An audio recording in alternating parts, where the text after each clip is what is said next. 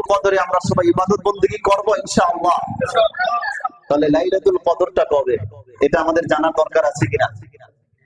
লাইলাতুল কদর কবে, এই ব্যাপারে আপনাদের সামনে আমি 7টা উত্তর পেশ করব। কয়টি?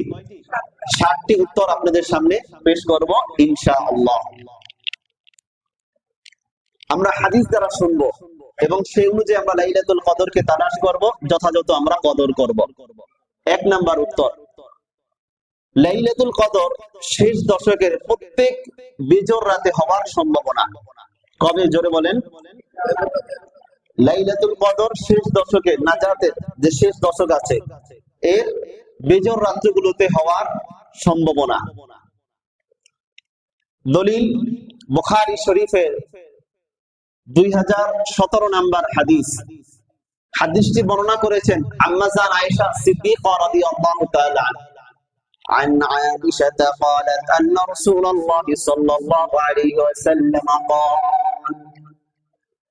আম্মা জান আয়েশা সিদ্দিকা রাদিয়াল্লাহু তাআলা আনহা থেকে বর্ণিত, তিনি বলেন আল্লাহ রাসূল সাল্লাল্লাহু আলাইহি ওয়াসাল্লাম বলেন তাহাররু লাইলাতুল কদর ফিল বিদরি মিনাল আশারিল আওয়াখির মিন রমাদান, তোমরা লাইলাতুল কদরকে তালাশ করো রমজান মাসের শেষ দশকের প্রত্যেক বিজোড় রাতে। রমজান মাসের শেষ দশকের প্রত্যেক বিজোড় রাতে তোমরা লাইলাতুল কদরকে তালাশ করো। এটা হলো 1 নাম্বার কথা। 2 নাম্বার কথা, লাইলাতুল কদরের শেষ দশকের 21তম রজনীতে হওয়ার সম্ভাবনা। আবু দাউদ শরীফের হাদিস 1381 নাম্বার হাদিস। হাদিসটি বর্ণনা করেছেন হযরত আব্দুল্লাহ ইবনে আব্বাস রাদিয়াল্লাহু তাআলা عن عبد الله بن عباس رضي الله تعالى عنهما قال হযরত আব্দুল্লাহ ইবনে আব্বাস রাদিয়াল্লাহু তাআলা আনহুমা থেকে বর্ণিত, তিনি বলেন আন্না নবী সাল্লাল্লাহু আলাইহি ওয়াসাল্লাম قال, যে নবীজি সাল্লাল্লাহু আলাইহি ওয়াসাল্লাম বলেন ইলতামিসুহা ওয়াল আশারিল আওয়াখির ফি তাসিআতিন তাবকা। আল্লাহ নবী বলেন তোমরা লাইলাতুল কদরকে তালাশ করো শেষ দশকের 9 রাত বাকি থাকতে। তাহলে শেষ দশকের 9 রাত বাকি থাকতে, তাহলে কততম রজনী? 21তম রজনী। কততম রজনী? জোরে বলেন। 21তম রজনী। তাহলে আল্লাহর নবীর এই হাদিস দ্বারা আমরা জানতে পারি লাইলাতুল কদর কবে? 21তম রজনীতে।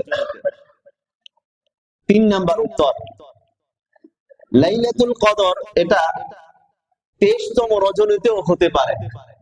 কততম রজনী? 23তম রজনীতে হওয়ার সম্ভাবনা আছে। দলিল মুসলিম শরীফের 2665 নম্বর হাদিস।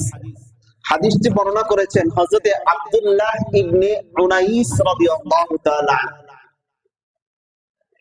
عن عبد الله بن عنيس رضي الله تعالى عنه قال قال رسول الله صلى الله عليه وسلم, হযরত আব্দুল্লাহ ইবনে উনাইস রাদিয়াল্লাহু তাআলা আনহু থেকে বর্ণিত, তিনি বলেন আল্লাহ রাসূল সাল্লাল্লাহু আলাইহি ওয়াসাল্লাম বলেন উরিতু লাইলাতুল কদরি সুম্মা উনসিতুহা।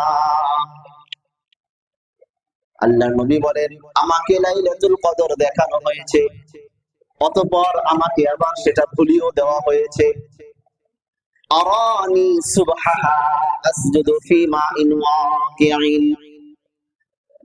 আল্লাহর নবী সাল্লাল্লাহু আলাইহি ওয়াসাল্লাম বলেন তবে আমার কাছে এতটুকু মনে আছে লাইলাতুল কদরের যে সকালটা ছিল এমন আমাকে স্বপ্ন দেখানো হয়েছে যে আমি মাটি আর কাদার উপরে সিজদা করছি। আল্লাহর নবী কি স্বপ্ন দেখছেন? আমি মাটি আর কাদার উপরে সিজদা করছি।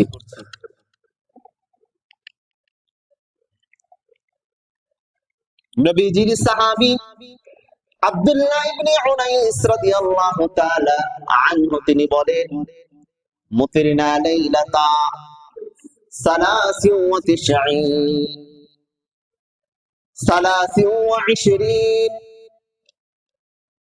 আব্দুল্লাহ ইবনে উনাইস বলেন একবার রমজানের 23তম রজনীতে রাতের বেলায় বৃষ্টি হয়। কততম রজনী? 23তম রজনীতে রাতের বেলায় বৃষ্টি হয়।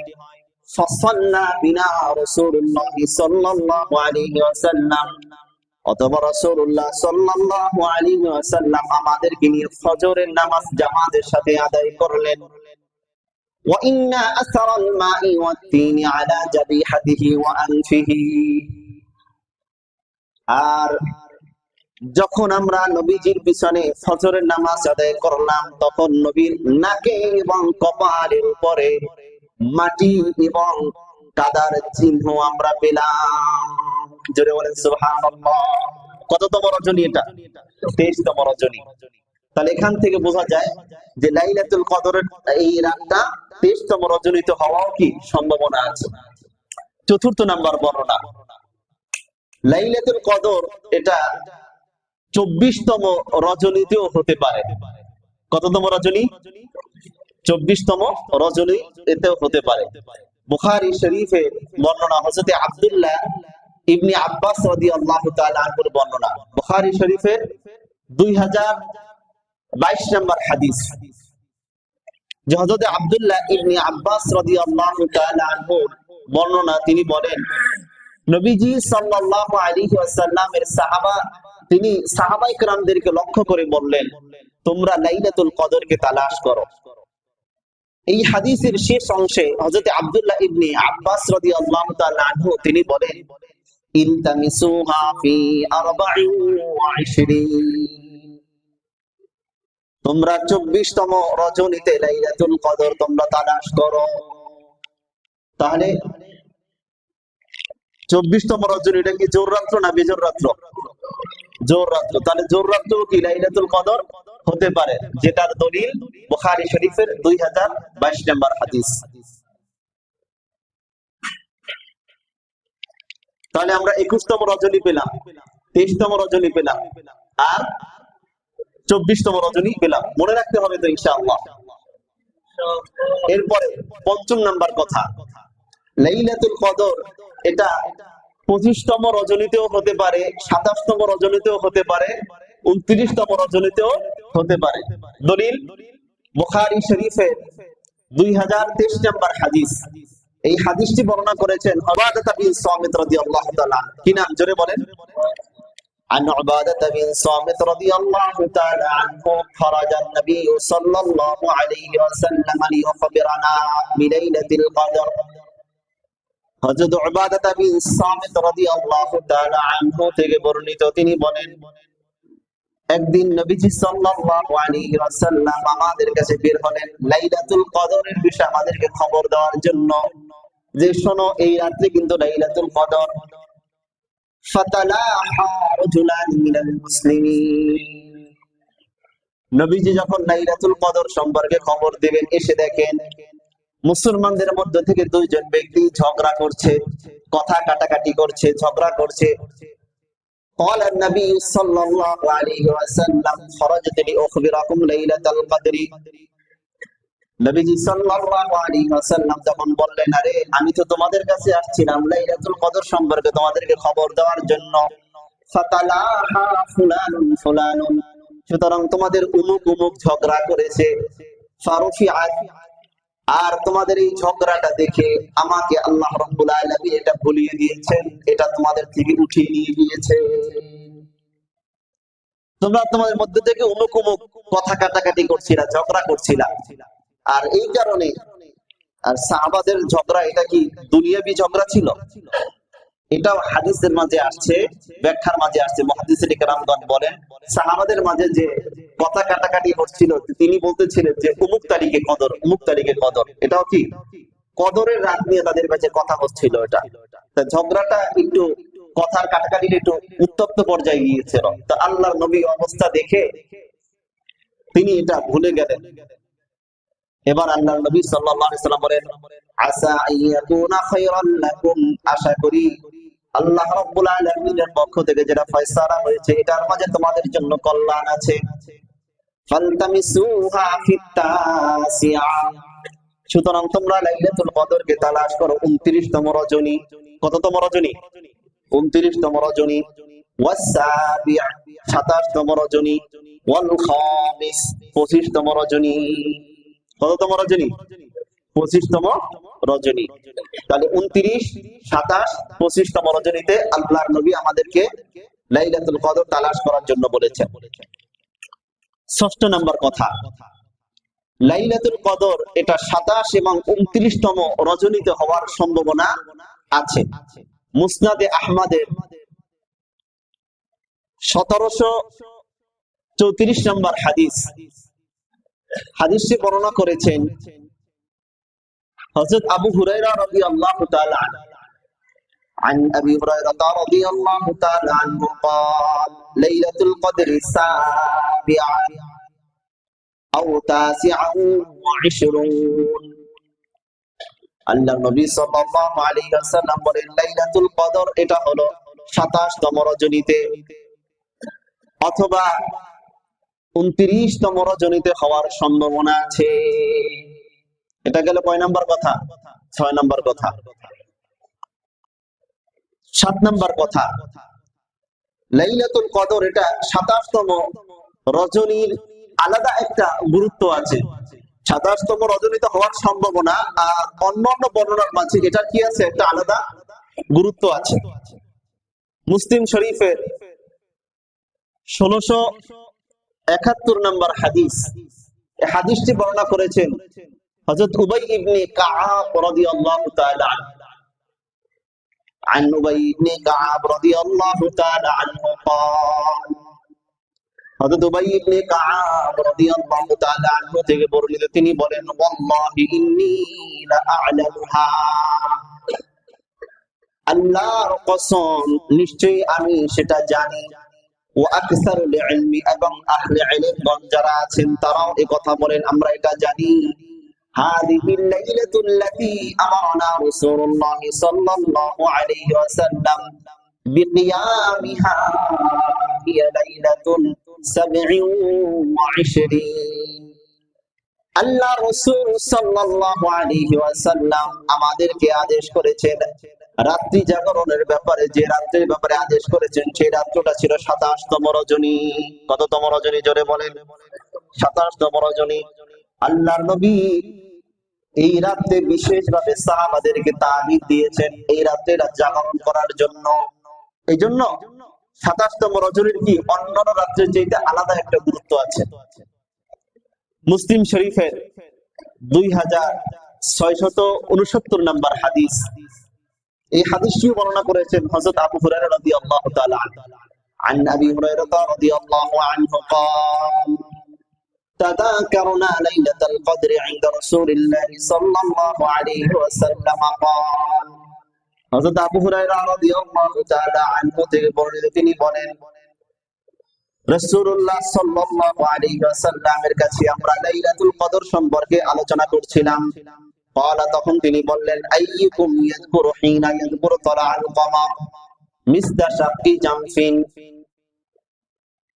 আল্লাহর নবী তখন বললেন তোমাদের মধ্যে যখন চাঁদ ফানার টুকরার নেই এই বিষয়টা যখন আলোচনা করা হয়, প্লেটের টুকরার নেই চাঁদের বিষয়টা যখন আলোচনা করা হয়, ওই রাত্রটাই হলো লাইলাতুল কদরের রাত। বিষয়টা আমাদের কাছে স্পষ্ট না, মুহাদ্দিসিন কিরামগণদের ব্যাখ্যা দরকার এই কথা দ্বারা কি বোঝানো হয়েছে। মুহাদ্দিস আবুল হাসান আল ফারসি রাহমাতুল্লাহি আলাইহি তিনি বলেন রমজানের যে রাতটা ফালার টুকরার নাই উদিত হয় ওই রাতটাই হলো 27শে রমজানের রাত। ওই রাতটা কি? 27শে রমজানের রাত। তাহলে আমরা লাইলাতুল কদর সম্পর্কে কয়টা কথা জানলাম? 7টি কথা আমরা জানলাম। লাইলাতুল কদরে কবে কবে হওয়ার সম্ভাবনা? 1 নাম্বার 21তম রজনী, 2য় নাম্বার 23তম রজনী, 3য় নাম্বার 24তম রজনী, তারপরে 25তম রজনী, তারপরে 27, তারপরে 29। এই রাত্রগুলোতে কি আমরা শুধু একদিন ইবাদত করব, 27তম রজনীতে ইবাদত করব, নাকি এই রাত্রে প্রত্যেকটা আমরা ইবাদত করব? যেটা আমরা পেয়ে যাই ইনশাআল্লাহ। শেষের 9 রাত্রির গুরুত্ব হাদিসের ভিতরে উল্লেখ করা হয়েছে। মুসলিম শরীফের 57 নম্বর হাদিস, قال رسول الله صلى الله عليه وسلم, আল্লাহ রাসূল সাল্লাল্লাহু আলাইহি ওয়াসাল্লাম বলেন, তাহাইয়ানু লাইলাতাল কদরি ফি তিসইল আওয়াখির।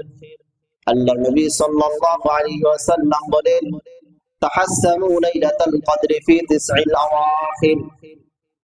নবীজি সাল্লাল্লাহু আলাইহি ওয়াসাল্লাম বলেন, তোমরা লাইলাতুল কদরকে তালাশ করো, শেষের 9 রাতে তোমরা লাইলাতুল কদরকে তালাশ করো। শেষের 7 রাতের গুরুত্বের কথাও হাদিসের মাঝে এসেছে। বুখারী শরীফের 2015 নম্বর হাদিস,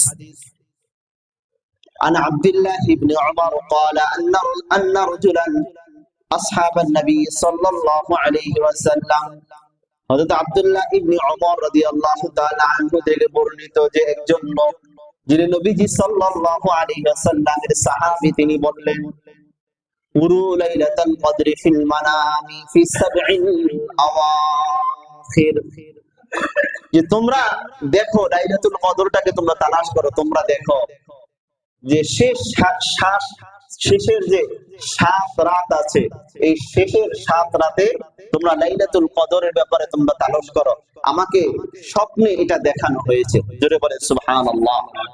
সাহাবী, আল্লাহ নবীর একজন সাহাবী এটা স্বপ্নে দেখেছেন।